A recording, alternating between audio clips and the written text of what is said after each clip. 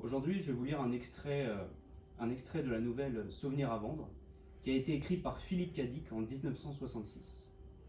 J'ai choisi ce passage car pour moi, il représente bien la désorganisation et la folie de ce monde aux allures futuristes et la perte totale du contrôle des machines. Mais après tout, ce n'est qu'une vision imparfaite de l'humanité. Ce n'est que de la science-fiction. Un jour j'irai, se dit-il. Je verrai Mars avant de mourir. C'était impossible, bien sûr.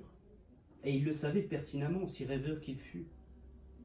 Pourtant, la lumière du jour, le bruit si banal de sa femme qui se brossait les cheveux devant le miroir de la chambre à coucher, tout contribuait à lui rappeler ce qu'il était en réalité, un minable petit salarié, se dit-il amèrement. Kristen le lui rappelait au moins une fois par jour, et il ne pouvait pas lui reprocher aux épouses de ramener les maris sur terre. Sur terre, s'exclama-t-il. C'était le cas de le dire.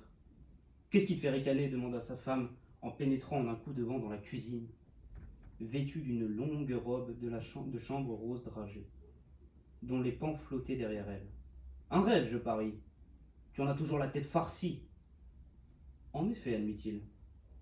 Il regarda par la fenêtre de la cuisine, les aéros, les circuloirs et les petites silhouettes pleines d'entrain qui se rendaient en hâte au travail.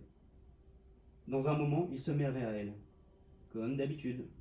« Il y a une femme, c'est ça ?» lança Kristen avec mépris.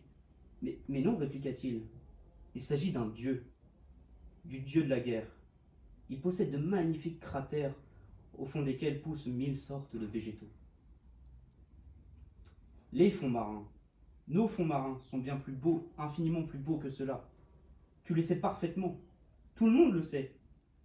Tu n'as qu'à louer des tenues à Bronchy pour nous deux et prendre une semaine de congé.